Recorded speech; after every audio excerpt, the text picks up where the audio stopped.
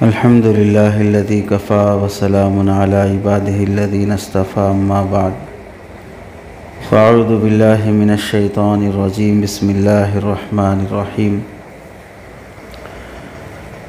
या अय्युहल्लज़ीना आमनु उदख़ुलू फ़िस्सिल्मि काफ़्फ़ा वला तत्तबिउ ख़ुतुवातिश्शैतान सदक़ल्लाहुल अज़ीम।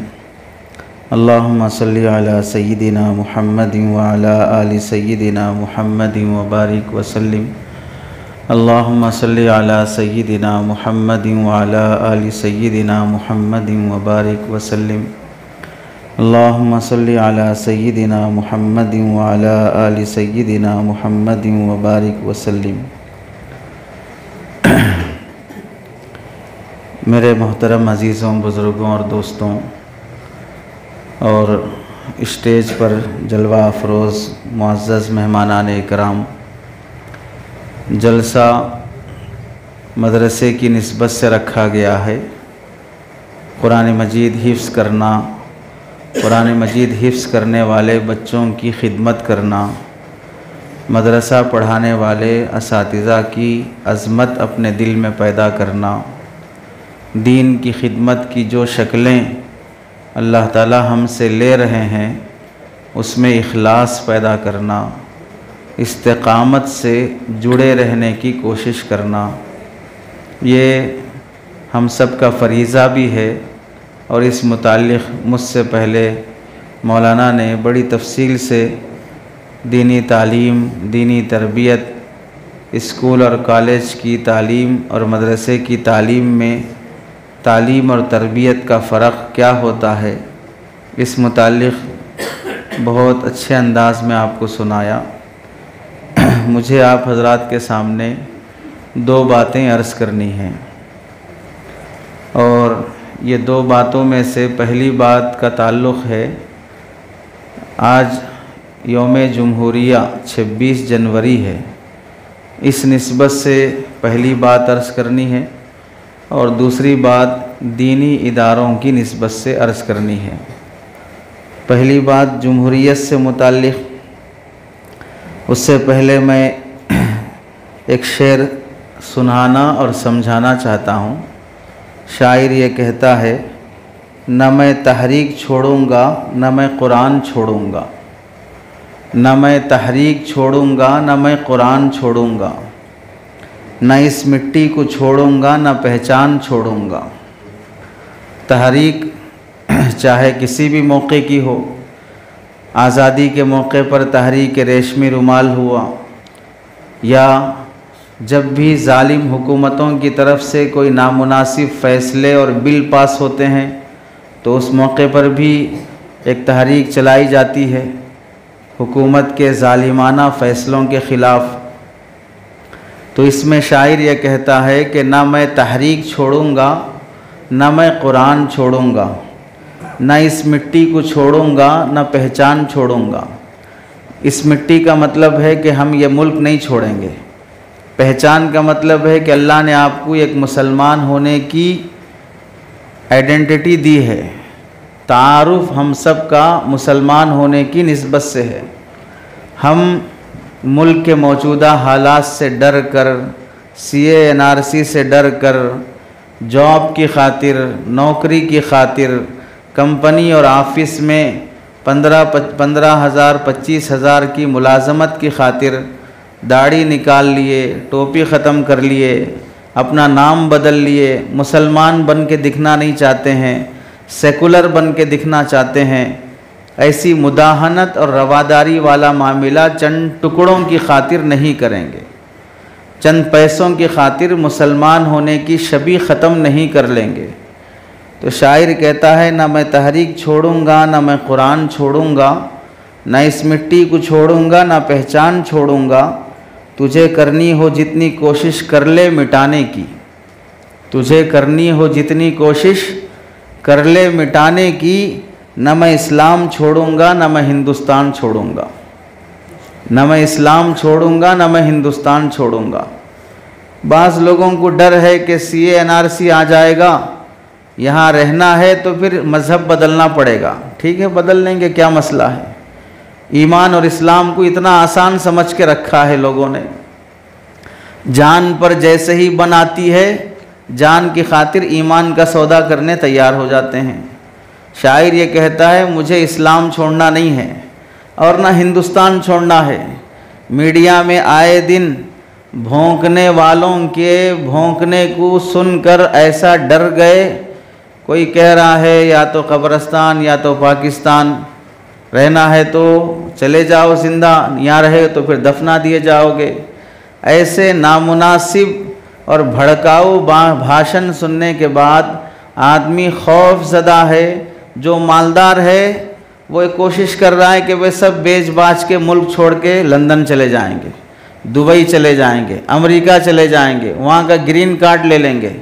अब आ गए मोहतरम जनाब ट्रम्प साहब, अब जो बिल पास किए हैं, जो फैसले हुए हैं, अब तो ख़वातीन लाइन लगाई हुई हैं कि 20 तारीख से पहले, अगले महीने की 5 तारीख से पहले, वक्त से पहले डिलीवरी कर दी जाए, क्योंकि उसके बाद जो पैदा होगा उसे ग्रीन कार्ड नहीं मिलेगा। वक्त से पहले डिलीवरी करा दो ताकि पैदा होने वाले बच्चे को ग्रीन कार्ड मिल जाए। मुल्क छोड़ के जाने से जान नहीं बचेगी। वीज़ा और पासपोर्ट की ज़रूरत हमें होती है, हज़रत इज़राइल को ज़रूरत नहीं होती है। वो वीज़ा और पासपोर्ट के बग़ैर भी अमेरिका आ जाएंगे जान लेने के लिए, वीज़ा और पासपोर्ट के बग़ैर भी लंदन आ जाएंगे जान लेने के लिए।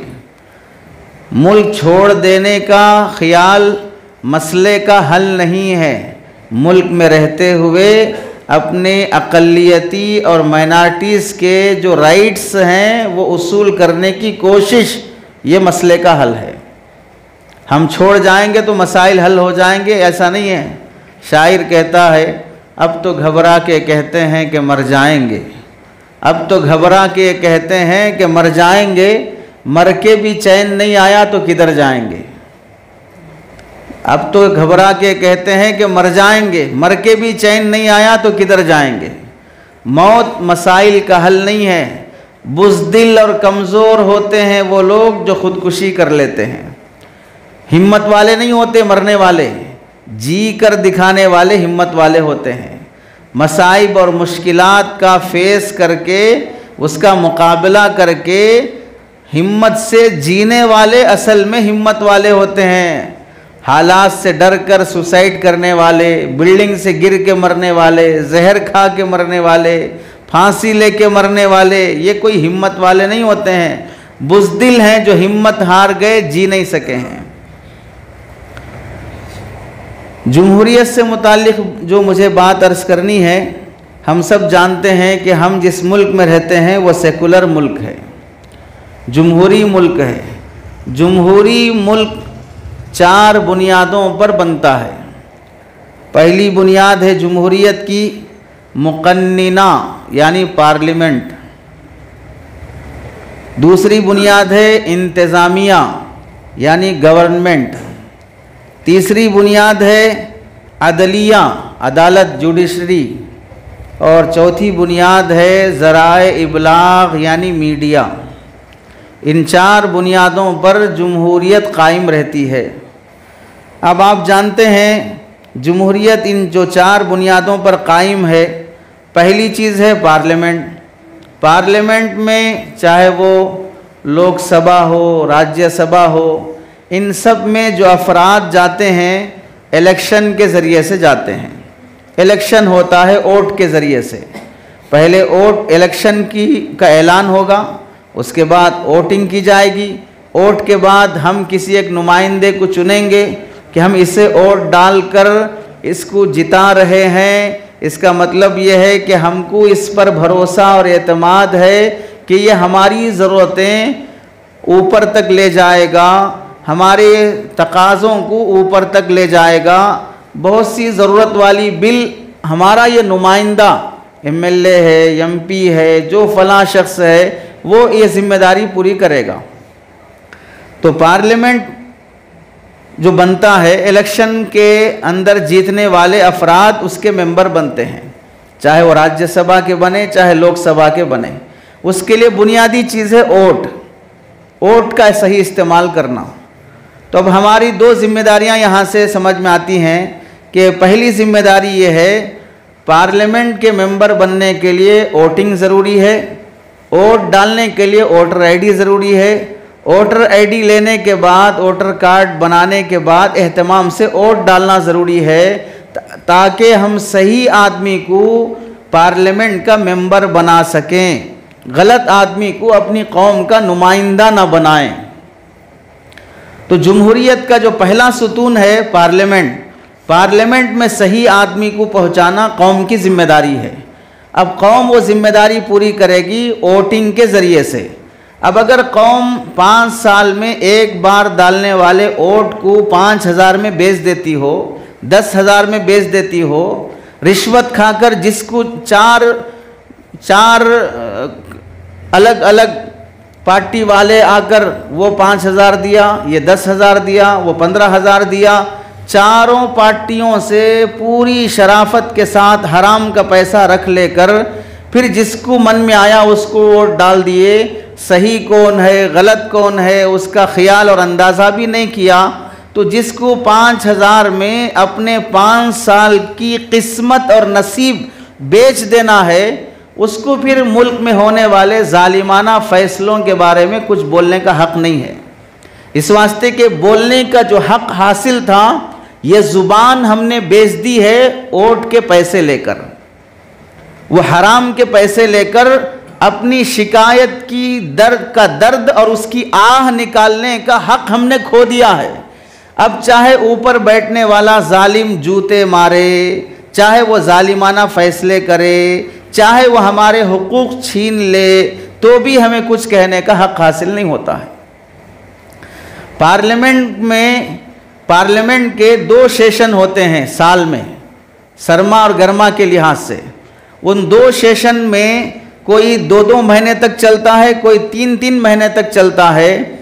इस सेशन में 1 मिनट का खर्चा पार्लियामेंट के 1 मिनट का खर्चा 2.5 लाख रुपए होता है। 1 मिनट का खर्चा 2.5 लाख रुपए होता है। 1 घंटे का खर्चा कितना होगा? 1 दिन का खर्चा कितना होगा? और ये 2.5 महीने तक चलता है, 3 महीने तक चलता है। करोड़ों हजारों करोड़ों रुपए खर्च होते हैं पार्लियामेंट के मेंबरों पर, करंट से लेकर, चपरासी से लेकर, उनके टिकट से लेकर, सैलरियां लेकर, उन्हें वहाँ स्टे करने के लिए घर देकर, इन सब पर 1 मिनट पर 2.5 लाख रुपए का खर्च आता है। उसके बावजूद भी पार्लियामेंट का हाल देख लो, जाहिलों से, गवारों से भरा हुआ रहता है। मछली बाजार की तरह एक दूसरे को गालियां देते रहते हैं, कौम के मफाद की बात नहीं होती है। वजह क्या है? इंतखाब जिसका करना चाहिए था, सही बंदे का इंतखाब होता, सही आवाज़ उठाने वाले का इंतखाब होता, कौम का दर्द रखने वाले का इंतखाब होता। छोटे से लेकर बड़े आदमी तक भी रिश्वत खा के बिका हुआ है। जाहिर सी बात है वो कितना कौम की खिदमत के सिलसिले में आवाज़ उठा सकता है। तो पहली जिम्मेदारी है जमहूरी मुल्क में रहने वालों की, पार्लियामेंट के मेंबरान के इंतखाब में वोट का सही इस्तेमाल करना। इस लिहाज से हमारी जिम्मेदारी आती है हर मुसलमान अपना वोटर आईडी बनाना, हर मुसलमान वोटिंग के टाइम पे वोट एहतमाम से डालना, हर मुसलमान ये कोशिश करना कि हम सियासी तौर पर सियासत का कुछ ना कुछ हिस्सा बन सकें। जिन्हें वो शऊर है, जिन्हें वो समझदारी है, सिर्फ लूट खाने के वास्ते नहीं, सिर्फ अपनी ज़ाती प्रॉपर्टियां बनाने के वास्ते नहीं, कौम की खिदमत के जज्बे से सियासत का जो शोबा मिल सकता है उस शोबे में आने की कोशिश करना। दूसरा सुतून है जमहूरियत का, वो है इंतज़ामिया यानी गवर्नमेंट। इस सिलसिले में देख लें, वज़ीर आज़म से लेकर काबीना के दूसरे उज़रा और सेक्रेटरीज से लेकर बड़े अफसरान, और इसमें चपरासी तक भी दाखिल है। पार्लियामेंट के अराकीन और उज़रा जो रहते हैं, ये अवाम की नुमाइंदगी करने वाले पार्टी जो बनती है। इसमें अब हम देख लें, गवर्नमेंट में मुख्तलिफ शोबाजात हैं। पुलिस वो भी गवर्नमेंट का शोबा है, मिलिट्री वो भी गवर्नमेंट का शोबा है, और एक्सपोर्ट इंपोर्ट ये भी गवर्नमेंट का शोबा है, और इनकम टैक्स ये भी गवर्नमेंट का शोबा है। 10 चीज़ें गवर्नमेंट के शोबाजात में दाखिल हैं। अब इसमें हमारी जिम्मेदारी बनती है, हमारे वो बच्चे जो स्कूल पढ़ रहे हैं, जो कॉलेज पढ़ रहे हैं, अब तक आपने सुना मौलाना की वो तकरीर जिसमें हाफिज़ बनने का सवाब, हाफिज़ आलिम बनने की फजीलत, ये सब अपनी जगह मुसल्लम है और हम सब मानते हैं और होना भी चाहिए। लेकिन हम ये कहते हैं मुसलमानों में से 2% बच्चे मदरसे में पढ़ने के लिए आते हैं, सच्चर कमेटी की रिपोर्ट से 98% बच्चे स्कूल और कॉलेज पढ़ने के लिए जाते हैं। 2% बच्चे जो मदरसों में आ रहे हैं वो कौन हैं? हम उनमें से कह सकते हैं 2% में से 1% तो वो है जिनके माँ बाप वाक़ियतन अज़मत और एहतराम के साथ बच्चे को हाफिज़ बनाना चाहते हैं, उन्हें कैपेसिटी है बच्चे को डॉक्टर इंजीनियर बनाने की, फिर भी उनका शौक़ है मेरा बच्चा हाफिज़ आलिम बने। 1% वो है। दूसरा और 1% जो 2% में से और एक दूसरा फ़ीसद है, वो बच्चे हैं जिनके माँ बाप का ख्याल ये होता है मरी हुई मुर्गी अल्लाह के नाम पे सदका दे दो, हमारे घर में नहीं चल सकता, सर में दर्द करके रखा है, सुधरता नहीं है, पूरे ख़ानदान को बदनाम कर रहा है, दिमाग ख़राब कर रहा है, इस वास्ते अगर मदरसे में छोड़ दिया जाए मदरसे वाले सुधार देंगे। ये 2% बच्चे मदरसा आते हैं, लेकिन ये 2% बच्चों पर अल्लाह का फ़ज़ल और उलमा की मेहनत ऐसी होती है, यहाँ से हर साल हाफिज़ कुरान, आलिम दीन ऐसे पैदा होते हैं। जिस मस्जिद में इमामत की ज़रूरत है आपको इमाम मिल जाएगा, तरावी सुनाने के लिए हाफिज़ की ज़रूरत है हाफिज़ साहब मिल जाएंगे, काजी निकाह पढ़ाने के लिए चाहिए मिल जाएंगे, मुफ्ती साहब फतवा देने के लिए चाहिए मिल जाएंगे। हिंदुस्तान के नहीं बल्कि दुनिया के जिस खित्ते में जाना चाहें वहाँ पर दीन की खिदमत करने वाले मुख्तलिफ अफराद हाफिज़ आलिम मुफ्ती की शक्ल में आपको मिलेंगे। 2% बच्चे जो मेहनत करके मार्केट में आ रहे हैं। हम ये कहते हैं कि अल्लाह के बंदों 2% बच्चों पर जो खर्च आ रहा है वो ज़्यादा है या 98% बच्चों पर जो खर्च आ रहा है वो ज़्यादा है? कौन सा खर्च ज़्यादा है? मदरसों में जो 2% बच्चे आ रहे हैं उनका खर्चा ज़्यादा है या 98% बच्चे जो स्कूल कॉलेज में पढ़ रहे हैं उनका खर्चा ज़्यादा है? जाहिर सी बात है 98% बच्चे जो स्कूलों में पढ़ रहे हैं, कौन सी स्कूल है जो फ्री में पढ़ाती हो, किताबें भी मुफ्त में देते हों, 3 टाइम का खाना मुफ्त में देते हों, कपड़े भी देते हों, उन्हें साबुन भी देते हों?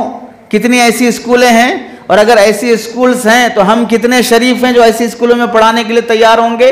अगर गवर्नमेंट फ्री देकर भी पढ़ाना चाहे हम भी क्या करेंगे, कॉरपोरेट स्कूलों में पढ़ाएंगे अपने बच्चों को जहाँ पर हाई फाई फीस ली जाती हो। जहाँ जितनी ज़्यादा फीस होती है उतनी ज़्यादा वहाँ अच्छी पढ़ाई समझी जाती है।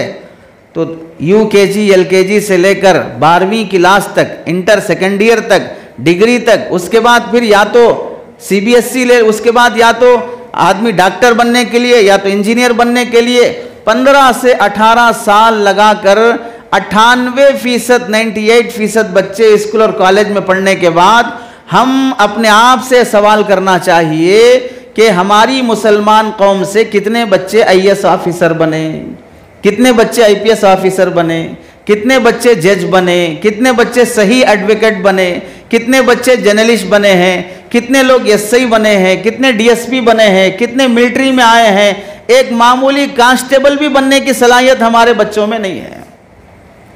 तो क्या कभी एहसास नहीं होता? लोग आमतौर से उलमा को बोलते हैं कि आप अपने मदरसे में कन्नड़ा पढ़ाओ, हिसाबात पढ़ाओ, मैथ्स रखो, हिस्ट्री रखो, जनरल नॉलेज रखो। ठीक है, पूरा रखेंगे हम, बिल्कुल रखेंगे, हम इससे इनकार नहीं करते हैं। 2% बच्चों को कन्नड़ पढ़ाने तैयार, 2% बच्चों को अंग्रेजी पढ़ाने तैयार, 2% बच्चों को मैथ्स पढ़ाने तैयार, 2% बच्चों को फिजिक्स पढ़ाने तैयार, 2% बच्चों को जर्नलिस्ट बनाने, जनरल नॉलेज पढ़ाने के वास्ते तैयार हैं। लेकिन 98% बच्चे जो बर्बाद हो रहे हैं उसमें से कोई मटेरियल निकल के नहीं आ रहा है, कलिमा तक बाज़ मरतबा पढ़ने नहीं आ रहा है। उनको क्या किया जाएगा? उन स्कूलों और कॉलेजों में कुरान और कलिमा पढ़ाने की तरतीब नहीं बनाई जाएगी? उनसे कभी सवाल नहीं होगा 98% बच्चे जो पढ़ रहे हैं कितने हमारे मुल्क में एडवोकेट बन रहे हैं? अफसोस के साथ कहना पड़ता है कि बाबरी मस्जिद का केस एक हिंदू एडवोकेट के जरिए से लड़ना पड़ा है। मुस्लिम पर्सनल लॉ में 3 तलाक का केस एक हिंदू एडवोकेट के जरिए से लड़ना पड़ता है। वजह क्या है? हमारे मुसलमानों में उस लेवल के एडवोकेट्स नहीं पाए जाते हैं, उस लेवल के जजेस नहीं पाए जाते हैं। पढ़ने का शौक, हार्ड किस्म की पढ़ाई, मुश्किल किस्म की पढ़ाई, उसका एग्जाम हमारे बच्चे नहीं दे सकते। इंटर तक पढ़ लिया, ड्राइविंग सीख लेगा और उसके बाद कुवैत और सऊदीया चला जाएगा। अब तो कुवैत सऊदीया भी जाने की ज़रूरत नहीं है, यही वो ओला ओबर आ गए हैं, यही चला लो, ऑटो चला लो, बंडी डाल लो या कपड़े की दुकान में काम कर लो, सब्जी बेच लो। बड़ी पढ़ाइयाँ, बड़ी तालीम, सोच हमारी कहाँ तक है? 10 पास हो गया तो बस काफ़ी है, इंटर तक पढ़ लिया तो बस काफ़ी है। हम याद रख लें, हम सेकुलर मुल्क में रह रहे हैं। सेकुलर मुल्क में अपना हक हासिल करना है तो फिर आपको सिस्टम का हिस्सा बनना पड़ेगा। सिस्टम का हिस्सा बने बगैर आप अपना हक हासिल नहीं कर सकते। इसी वास्ते क्या वजह है कि भाई एमएलए की सीट के वास्ते भी आदमी करोड़ों रुपए लुटा देता है। बिल आखिर एक कॉरपोरेटर को खरीदने के वास्ते पार्टी 5 करोड़ देने के लिए तैयार है। क्या वजह, क्या हैसियत रहती है कॉरपोरेटर की? वजह क्या है? वजह यही है कि ये पैसे जो खरीदे या दिए जा रहे हैं, फिल वक्त इसकी कोई हैसियत नहीं है, लेकिन 5 साल गद्दी पे बैठने के बाद एक नस्ल के लिए जमा कर सकता है, चाहे हलाल का हो या हराम का हो। सिस्टम का हिस्सा बन गया तो फिर जितना चाहे आदमी अपना हक वसूल कर सकता है। तो हम ये कहते हैं कि अपने बच्चों को सिस्टम का हिस्सा बनाओ, आईपीएस बनाओ, आईएएस बनाओ, पुलिस बनाओ, मिलिट्री में लाओ। अपने बच्चों को मेहनत से पढ़ाकर कौम की हिफाजत और कौम का खादिम बनाओ। कभी उलमा ने मुखालफत नहीं की है कि पुलिस बनना बेकार है, एडवोकेट बनना बेकार है। हम क्या करते हैं? या तो डॉक्टर या तो इंजीनियर। इंजीनियर में भी हार्डवेयर नहीं, सॉफ्टवेयर, बिल्कुल सॉफ्ट स्मूथ रहेंगे, हार्डवेयर हम नहीं बन सकते हैं। इस वास्ते जहां देखो सॉफ्टवेयर इंजीनियर पाए जाते हैं। हर घर में क्या कर रहा बच्चा? सॉफ्टवेयर इंजीनियर है। कमा रहा कितना है? अभी जॉब सर्चिंग में है। कब से? 5 साल से जॉब सर्च कर रहा है। 5 साल में दूसरे बैचेस के बच्चे नहीं आएंगे, फिर जॉब सर्च करना टफ नहीं हो जाएगा? जो मसलन जो 2020 में कॉलेज से निकला है, 2020 से लेकर 2025 तक वो सॉफ्टवेयर इंजीनियर जॉब सर्च कर रहा है। 2021 में जो बच्चा पढ़ के निकला है कॉलेज से, वो अगर इससे भी ज़्यादा हाई लेवल पर मार्क्स लाया है, अच्छे मार्क्स से पास हुआ है, तो फिर कंपनियां उसे 2021 वाले को ले लेंगी। आप 5 साल तक इंतजार करते रहें। पता चला जिस फील्ड में कौम की मांग है उसमें जाने के लिए तैयार नहीं है। जो सहूलत से हो सकता है वो कर लेंगे। क्यों? 10 आने तक, इंटर में आने तक दोस्तियां खराब, ताल्लुकात खराब, शराब, गांजा, सिगरेट, गुटखा, लड़कीबाजी, नाजायज मोहब्बत, अफेयर, गर्लफ्रेंड बनाना, बाप की कमाई पर उड़ाते रहना, ये सब आदतें जब नौजवानों में आ जाती हैं तो वो कहाँ काबिल बनेगा कि एडवोकेट बन सके? कहाँ काबिल रहेगा कि वो जज बन सके? कहाँ काबिल रहेगा कि वो हार्डवेयर इंजीनियर बन सके? कहाँ काबिल रहेगा कि वो आईपीएस का एग्जाम दे सके? तो अगर हम जमहूरी मुल्क में हैं, जमहूरियत की हिफाजत चाहते हैं, बल्कि हम अपने मस्जिदों मदरसों की हिफाजत चाहते हैं, अपनी जान की हिफाजत चाहते हैं, अपनी ईमान की हिफाजत चाहते हैं। पार्लियामेंट का मेंबर वोटिंग की बुनियाद पर आने वाला 5 साल तक ओहदे पर रहेगा, लेकिन गवर्नमेंट का जो हिस्सा बन जाता है, उस वजह से अगर आप एक बार आईपीएस ऑफिसर बन गए तो ये पोस्ट आपको सिर्फ 5 साल के लिए रहेगा या जिंदगी भर के लिए रहेगा? जिंदगी भर के लिए रहेगा। इसमें मुसलमानों का आना, चाहे हुकूमतें बदलती रहें, लेकिन मुसलमान एक अच्छे पोस्ट पर रहे, एक अच्छे ओहदे पर रहे, ये इस वक्त की जरूरत है। चाहे हम पेट काट कर, मुसीबतें झेल कर, हमारा मसला ये है, थोड़ा पैसा अल्लाह ने क्या दे दिया? सबसे पहले आईफोन 16 प्रो मैक्स ले लो। थोड़ा पैसा क्या आ गया? सबसे पहले एक अच्छी गाड़ी ले लो। थोड़ा पैसा आ गया, सबसे पहले एक अच्छी घड़ी ले लो। थोड़ा पैसा आ गया, दोस्तों के साथ एक अच्छी पार्टी कर लो। उस पैसे को बचा कर हम अपने बच्चों को और अपनी नस्ल को पढ़ाने के लिए कितना डोनेशन देकर, कितनी फीस भरकर, जो मेहनत करके हम कराना चाहें, उसके लिए हम तैयार नहीं होंगे। खाया, उड़ाया, जिंदगी मजे की है, जी लिया, अब फिर जब कोई भी थोड़ा सा हेलमेट नहीं पहनने पर या थोड़ा सा रूल ब्रेक करने पर, सिग्नल तोड़ देने पर, उस पर भी अगर हम पर केस आ जाए तो बुनियादी लॉ, बेसिक लॉ भी हम नहीं जानते हैं कि इंडियन होने के हिसाब से हमें ट्रैफिक रूल्स क्या हैं वो भी नहीं जानना है हमारे को। एडवोकेट बनना तो बात की बात है। कोई पुलिस हमारे कंधे पे हाथ रखे और सिविल ड्रेस में है और हमें पुलिस स्टेशन ले जाना चाह रहा है तो भी हम नहीं पूछ सकते मेरा क्या गलती है, आप कैसे ले जा सकते हैं। बेसिक लॉ भी नहीं जान रहे हैं। क्या हो रहा है, फिर कॉलेज भी पढ़ रहे हैं, इंटर भी हो गया है, डिग्री भी हो गया है। ये ज़रूरत है इस वक्त की हमारे मुसलमान नौजवान इसको अपना फरीज़ा समझें। हमारे माँ बाप इसको अपने बच्चों को दीनी तालीम जहाँ ज़रूरी है वहीं इन बच्चों को हमारे मुल्क की गवर्नमेंट का हिस्सा बनाने के खातिर जो कोशिशें हैं उन कोशिशों में आगे बढ़ने की कोशिश। मसलन बुलडोज़र के ज़रिए से गरीब बस्ती को उजाड़ दिया गया, बेवाएं, यतीम और वो बड़े बड़े अज़ाइम रखने वाले नौजवान लड़के लड़कियां जिनकी ख्वाहिश थी कि मैं अच्छा पढ़कर एक प्रोफेसर बनूं, मैं अच्छा पढ़कर एक बड़ी स्कूल का, हाई स्कूल का टीचर बनूं, हेडमास्टर बनूं, उन सब के ख्वाब बुलडोज़र के ज़रिए से ढा गए। एक वकील सामने आ सकता है जो इनकी तरफ से केस लड़ सके, एक पुलिस डीएसपी एसआई हो सकता है जो इनका एफआईआर दर्ज कराकर कबूल कर सके। क्यों नहीं होगा? वजह यह है कि इन पोस्टों पर कोई मुसलमान बैठा हुआ नहीं है, इन पोस्टों पर कोई कौम का खादिम बैठा हुआ नहीं है। छोटी सी छोटी बात के लिए भी रिश्वत के बगैर आदमी आगे नहीं बढ़ता है। तो दूसरी जिम्मेदारी हम मुसलमानों की कि अपनी औलाद को जमहूरियत का हिस्सा बनाने की खातिर ये जो बड़े बड़े ओहदे हैं इसको टारगेट बनाकर अपनी औलाद को वहाँ तक आगे पहुँचाने की कोशिश करना। जमहूरियत का तीसरा सुतून है अदलिया, अदालत। जाहिर सी बात है कानून बनाने वाले अलग होते हैं, कानून नाफिज करने वाले अलग होते हैं। तो अदालत ये कानून नाफिज करती है, कानून बनाती नहीं है, बने हुए कानून को नाफिज करती है अदालत। तो अब ये अदालती फैसले में सबसे बुनियादी बात होती है कि एक आदमी अच्छा वकील बने, अच्छा जज बने, अच्छा वकील बने, अच्छा जज बने। तो अब वकालत के लिए, एडवोकेट बनने के लिए, जज बनने के लिए अफसोस से कहना पड़ता है हमारी मुसलमान बेटियां पढ़ने में जितना आगे हैं हमारे मुसलमान लड़के पढ़ने में उतना आगे नहीं हैं। उनके अटेंडेंस पूरे रहेंगे और लड़का हर दिन डुम्मे मारता रहेगा, कॉलेज की दीवार पे बैठेगा, बाइक लेकर चक्कर काटते रहेगा और अटेंडर को कुछ फीस, कुछ पैसे खिलाकर वहाँ अटेंडेंस दिलवा लेगा।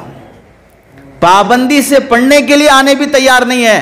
तो फिर क्या खाक वकील बनेगा, क्या खाक जज बनेगा। अगर कोई आदमी, ये ज़रूरी नहीं है कि एडवोकेट बनने के बाद हमें जॉब लगे, हमें नौकरी आए।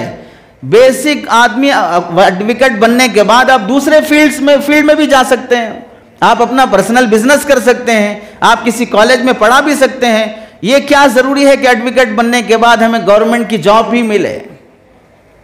असल मसला क्या है, हम मुसलमानों ने जीने का कोई गोल तय नहीं किया, क्या मकसद के वास्ते जी रहे हैं। हम आप में से भी, हम में से भी बहुत से लोग हैं जो कॉलेजों में पढ़े हैं, बोलते हैं मुझे अगर कोई बात आपको तकलीफ़ दे हो तो मैं पहले ही माफ़ी चाह लेता हूँ, लेकिन बात बोलने से बाज नहीं आता हूँ। जो बात सही लगती है वो सुनना भी चाहिए, बोलना भी चाहिए। बाज़ लोग बोलते हैं भाई उलमा थोड़ा अंग्रेज़ी सीखना चाहिए, लोग वो उर्दू नहीं समझते, थोड़ा आप अंग्रेज़ी मिक्स करके बोले तो समझ में आता है। हम बोलते हैं कि भाई ठीक है, हम पूरा अंग्रेज़ी में ही बयान करते हैं, तब समझोगे। नहीं, पूरी अंग्रेज़ी भी समझ में नहीं आती हमारे। कॉलेज पढ़ के ना अंग्रेज़ी आई ना उर्दू आई, तो कौन सी आई बीच में? रोमन इंग्लिश, रोमन अंग्रेज़ी। ना वो उर्दू है ना वो अंग्रेज़ी है, बीच बीच की ज़बान है। जैसे ना वो मर्द है ना वो औरत है, बीच बीच का है। तो वो ज़बान सीख रहा कहाँ? इंटर पढ़ के भी, डिग्री करके भी। पता चला बेसिक लैंग्वेज पे भी आदमी को पावर हासिल नहीं है कि वो लिख सके, बोल सके, अंग्रेजी में गुफ्तगू कर सके। जब इस पर उसको पावर हासिल नहीं हुआ तो क्या खाक वो इंडियन लॉ समझेगा, क्या खाक वो जज बनेगा, क्या खाक वो एडवोकेट बनेगा। तो तीसरा सुतून है अदलिया। अब आप देखिए बाबरी मस्जिद का फैसला हुआ, जिस जज ने वो फैसला किया, जाहिर सी बात है वो मुसलमान नहीं थे, उन्हें आस्था से कोई अकीदत नहीं थी। मालूम है वहां पर कोई गवाही और कोई शवाहिद नहीं है, कोई प्रूफ नहीं है। वहां नीचे मंदिर था, साफ वो अपने जजमेंट में लिख रहा है कि यहां पर कोई ऐसा प्रूफ नहीं मिला कि नीचे मंदिर था, लेकिन आस्था की बुनियाद पर फैसला किया जा रहा है। उस जगह पर केस लड़ने वाला वकील मुसलमान होता, फैसला करने वाला जज मुसलमान होता, क्या मुसलमान कौम को एक उम्मीद नहीं बनती कि फैसले दलाइल की बुनियाद पर किए जाते हैं, आस्था की बुनियाद पर नहीं किए जाते। कितने बेकसूर नौजवान जेलों में पड़े हुए हैं, उन जेलों में पड़े हुए नौजवानों का कोई कसूर नहीं है, 12-12 साल से अंदर पड़े हुए हैं। अगर इस फील्ड में हमारे मुसलमान आगे होते तो उन बेकसूर नौजवानों की रिहाई के रास्ते नहीं बन सकते थे। कितनी मस्जिदों और वक्फ बोर्ड की जमीनों के केसेस सालों से चल रहे हैं, क्या वो केसेस हल नहीं हो सकते थे अगर इस फील्ड में मुसलमान आगे होता? एक तीसरा सुतून है मुसलमान एडवोकेट बने, मुसलमान जज बने। चौथा सुतून है मुसलमानों का जमहूरी मुल्क में रहने के लिए मीडिया में आना, जर्नलिस्ट बनना।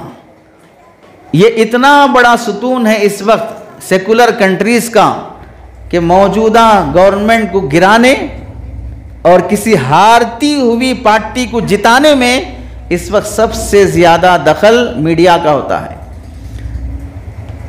क्योंकि मीडिया के अंदर वो पावर है कि जितना अच्छा और जितनी शराफत के साथ और पूरी हिम्मत और जुर्रत के साथ और जितना मिर्च मसाला लगाकर मीडिया झूठ बोल सकता है, कोई इंसान उतना नहीं बोल सकता है। जितना वो अंधेरे को उजाला, उजाले को अंधेरा दिखाता है, इतना कोई नहीं दिखा सकता। कितना वो जालिम को मुनसिफ और मुनसिफ को जालिम दिखाता है, इतना किसी और को नहीं दिखा सकता। सब जानते हैं कि मुल्क में जो कुछ हो रहा है गलत हो रहा है, महंगाई बढ़ रही है, अकलियतों पे जुल्म हो रहा है, जीना दोभर हो रहा है, करेंसी गिरती जा रही है। उसके बावजूद भी मीडिया दिखाएगा कि इंडिया का पावर क्या है, इंडिया की हैसियत कितनी बढ़ती जा रही है। हमारे नौजवान क्या करेंगे, मीडिया में आने के बजाय रील्स बनाएंगे। रील्स कैसे बनाएंगे? मेकअप करेंगे खातून खाला की तरह, आपा बन जाएंगे, बाजी बन जाएंगे और पीछे कोई म्यूजिक और गाना लगाकर डांस करेंगे। कोई किन्नर बन जाएगा, कोई अजीब अजीब हरकतें करेगा ताकि मेरे फॉलोअर्स बढ़ जाएं, ताकि मेरे व्यूअर्स बढ़ जाएं, ताकि मुझे उससे कुछ अर्निंग आ सके, कमाई हो सके। हमारी बेटियां पढ़ी लिखी हुई वो हिजाब निकाल कर रील्स बनाएंगी, वो भी गाने और कव्वालियां पीछे सेट करेंगी, वो भी डांस करेंगी। मीडिया में आकर जर्नलिस्ट बनकर सही गलत कौम को दिखाने के बजाय रील्स बनाकर बेहया किस्म के वीडियोस अपलोड किए जाएंगे तो काम तो हो रहा है लेकिन गलत हो रहा है। यूट्यूब पर आ रहे हैं, इंस्टाग्राम पर आ रहे हैं, फेसबुक पर आ रहे हैं, लेकिन गलत हरकतों से आ रहे हैं। जर्नलिस्ट बनने के कितना इस वक्त जरूरी है, जनरल नॉलेज बेसिक तौर पर भी मुसलमान को हासिल नहीं है। ये 4 बुनियादी सुतून हैं जमहूरी मुल्क में रहने के। इस लिहाज से इस मदरसे में जितने बच्चे पढ़ रहे हैं, ऐसे हजारों मदरसों में जितने बच्चे पढ़ रहे हैं, वो बच्चे, वो उलमा इस कौम की खिदमत के लिए जो जिम्मेदारियां पूरी करना है अल्हम्दुलिल्लाह वो पूरी कर रहे हैं। अब जिम्मेदारी आती है जमहूरी मुल्क में रहने वाले इन 98% स्कूल और कॉलेज पढ़ने वाले नौजवानों की कि अब ये अपना गोल मुतय्यन करें और इन ओहदों पर, इन पोस्टों पर आने की कोशिश करें। इसके बगैर न मस्जिद महफूज होगी, न मदरसे महफूज होंगे। कोई भी केस आएगा पुलिस के पास जाएंगे, पुलिस कौन है? हमारी नहीं है। कोई भी मसला आएगा कोर्ट जाएंगे, कोर्ट में कौन है? अपने नहीं है। ये सारे मसाइल दुश्वार होते जाएंगे अगर मुसलमान इस फील्ड में आगे नहीं बढ़ेगा। इसी वास्ते डॉक्टर अंबेडकर ने कहा था कि इस सेकुलर मुल्क के जो हुकूक हैं, जो राइट्स हैं, ये वो राइट्स वही कौम हासिल कर सकती है जो इस सेकुलर मुल्क के सिस्टम का हिस्सा बनती है। जो इस सिस्टम का हिस्सा नहीं बनेगी वो कौम ये राइट्स हासिल नहीं कर सकती। मजहबी आज़ादी हासिल है आपको, आपको मस्जिद बनाने की आज़ादी हासिल है, लेकिन आप मस्जिद बनाएंगे, बुलडोज़र चल रहा है। 800 साल मस्जिद पे बुलडोज़र चल रहा है, लेकिन हम डट कर उसका हक और हक का मुतालबा क्यों नहीं कर सकते कि मुसलमान जिस मेजॉरिटी में इसमें होना चाहिए था, मुसलमान उस मेजॉरिटी में नहीं है। इक्का दुक्का है, कोई बोलने के काबिल है, कोई बोलने के काबिल नहीं है। इसलिए अपनी नस्ल को, अपनी औलाद को सिस्टम का हिस्सा बनाने की कोशिश करना, बड़े बड़े ओहदों पर लाने की कोशिश करना। मुल्क छोड़कर मुल्क से बाहर चले गए, थोड़ा बहुत पैसा इतना कमा लिया, ज़ाती मकान बन गया, अच्छी गाड़ी आ गई, 2-4 मलगियाँ बना लिया, 2-4 बागीचे और वेंचर्स खरीद के रख लिया। 40-50 साल की उम्र के बाद बैठ के शुगर, बीपी, हार्ट, कैंसर, ये सारी बीमारियों की दवाएं खाते हुए उस आने वाले किराए के जरिए से जितने दिन जी सके जी के मर जाए, ऐसी कमाइयाँ काबिल तारीफ नहीं हैं। ऐसी कमाइयों के बजाय कौम की खिदमत करने के जज्बे से इसी मुल्क में रहकर, फैमिली के साथ रहकर, सिस्टम का हिस्सा बनकर आदमी कौम की खिदमत करने के जज्बे से जीना, ये बड़े कमाल की बात है। तो पहली बात जो आप हजरात के सामने हुई, जमहूरियत की निस्बत से सिर्फ 4 बातों को समझाया गया। जमहूरियत 4 सुतूनों पर है। हमें कोशिश करना चाहिए कि जमहूरियत जिस बेस पर है उसमें हम हिस्सेदार बन सकें, उस सिस्टम का हम हिस्सा बन सकें। दूसरी बात आप हजरात से अर्ज़ करनी है कि मदरसा माशाअल्लाह आप जानते हैं, मैं ज़्यादा नहीं जानता कि कितने तलबा पढ़ते हैं, तालीम कैसी होती है, हर साल कितने बच्चे हाफिज़ होते हैं। आप ज़्यादा वाकिफ़ हैं, आपके शहर का मदरसा है, मुझसे ज़्यादा आपको एतमाद होना चाहिए। जो मदरसे चल रहे हैं, इन मदरसों की कदर कर लेना, इन मदरसों की हिफाजत कर लेना, बदगुमान जल्दी नहीं हो जाना। क्या हो रहा है, कहाँ से आ रहा है, कितना खर्च हो रहा है, कौन खा रहे हैं। हम ये बोलते हैं, जैसे राजीव गांधी ने कहा था, अगर वहाँ से ऊपर से 1000 रुपये अगर किसी गांव की सड़क बनाने के लिए रिलीज़ किए जाएं, तो गांव की सड़क पर पैसा आते आते आते 1 रुपये बचता है बस। बाकी 999 रुपये ज़कात में चले जाते हैं। 999 रुपये ज़कात में चले जाते हैं। 1000 रुपये उधर से रिलीज़ किए जाएं, यहाँ नीचे आने तक 1 रुपये बचता है। ऐसे लुटेरे जहाँ पर पाए जाते हों, वहाँ